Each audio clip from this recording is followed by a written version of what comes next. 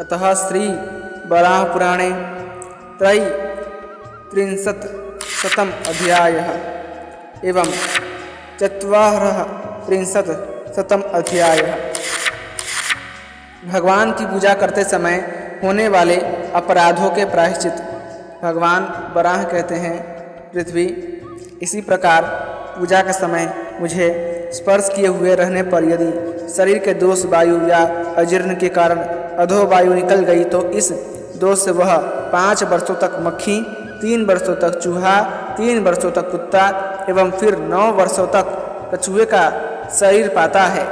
देवी, जो मेरे कर्म में पूजा पाठ जप तप में उद्यत रहने वाला पुरुष शास्त्र का रहस्य जानता है, फिर भी यदि उसके द्वारा अपकर्म बन जाए तो इसमें उसका अपरारब्ध एवं मोह ही कारण है। देवी, अब मैं इसका प्रायश्चित बतलाता हूँ, सुनो। हे अनघे, जिस कर्म के प्रभाव से ऐसा अपराध बन जाने पर भी उपासक पुरुष का उद्धार हो सकता है, ऐसे व्यक्ति को 3 दिन और 3 रातों तक यव के आहार पर रहना चाहिए। इस प्रकार प्रायश्चित करने के पश्चात वह मेरी दृष्टि में निरपराध है और संपूर्ण आसक्तियों का त्याग कर वह मेरे लोक में पहुंच जाता है। भद्रे, तुमने जो पूछा था कि पूजा के समय बने हुए कलुषित निंदित कर्म अपराधों से पुरुष की क्या गति होती है, इसके विषय में मैंने तुम्हें बता दिया। अब मेरे उपासना कर्म के बीच में ही जो मल त्याग करने जाता है अनघे, उसके विषय में मैं अपना निर्णय कहता हूँ, सुनो। वह व्यक्ति भी बहुत वर्षों तक नारकीय यातनाओं को भोगता है। उसका प्रायश्चित यह है कि वह व्यक्ति 1 रात जल में पड़ा रहे तथा 1 रात खुले आकाश के नीचे शयन करे। इस प्रकार विधान करने से वह इस अपराध से छूट जाता है।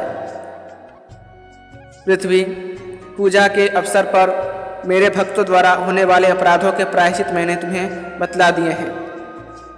अब देवी, मेरी भक्ति में रहने वाला जो व्यक्ति मेरे कर्मों का त्याग करके दूसरे कर्मों में लग जाता है, उसका फल बतलाता हूँ।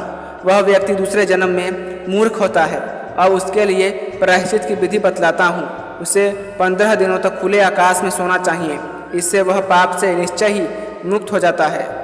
भगवान वराह कहते हैं, देवी, जो व्यक्ति नीला वस्त्र पहनकर मेरी उपासना करता है वह 500 वर्षों तक कीड़ा बनकर रहता है। अब उसके अपराध का प्रायश्चित बतलाता हूँ।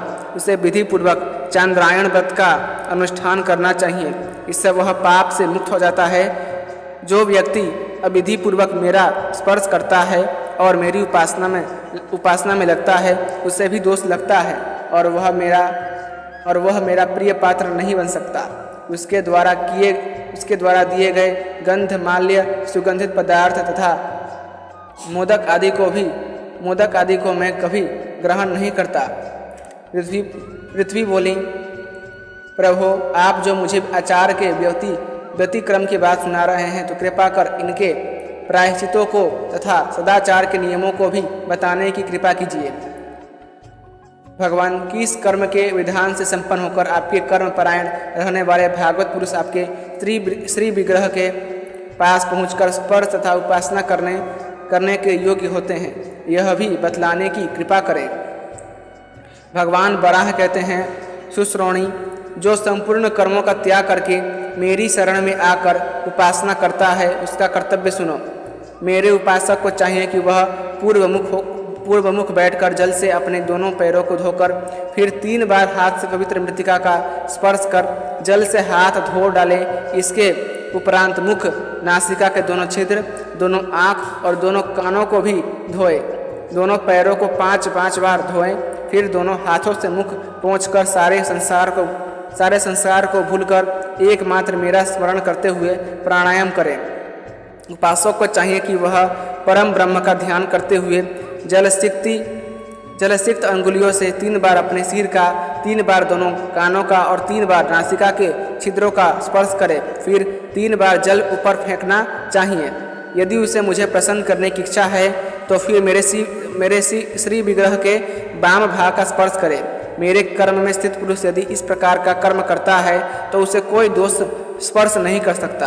पृथ्वी बोली, भगवान, जो दंभी या व्यभिचारी पुरुष अविधि पूर्वक स्पर्श कर आपकी पूजा करने लगता है उसके लिए तापन और शोधन की भी क्रिया होती होगी। अतः उसे आप बतलाने की कृपा कीजिए।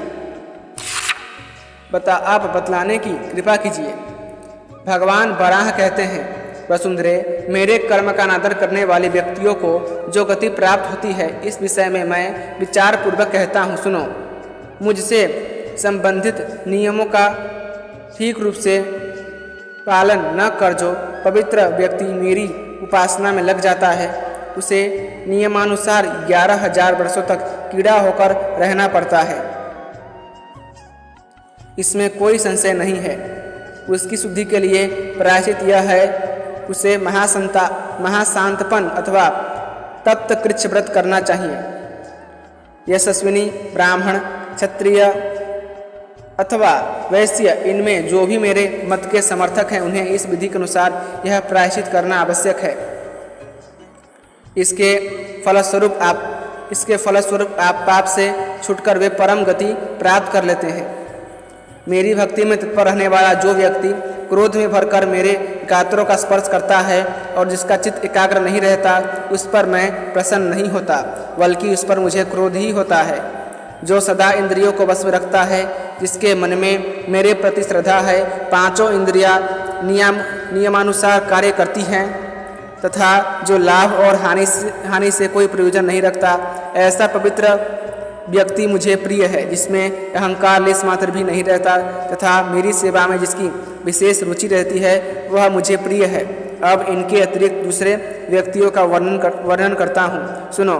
जो मुझ में श्रद्धा भक्ति रखता है, जो शुद्ध एवं पवित्र भी है, फिर भी यदि क्रोध के आवेश में मेरा स्पर्श करता या मेरी परिक्रमा करता है, वह उस क्रोध के फलस्वरूप 100 वर्षों तक चील पक्षी की योनि में जन्म पाता है। फिर 100 वर्षों तक उसे बाज बनकर रहना पड़ता है और 300 वर्षों तक वह मेढक का जीवन व्यतीत कर 10 वर्षों तक राक्षस का शरीर पाता है। फिर वह 21 वर्षों तक अंधा रहकर 32 वर्षों तक गीध तथा 10 वर्षों तक चक्रवाक की योनि में रहता है। इसमें वह शैवाल भक्षण करता तथा आकाश में उड़ता रहता है। इस प्रकार क्रोधी उपासकों की दुर्गति होती है और उन्हें संसार चक्र में भटकना पड़ता है। पृथ्वी ने कहा, हे जगत प्रभु, आपने जो बात बतलाई उसे सुनकर मेरा हृदय विषाद एवं आतंक से भर गया है।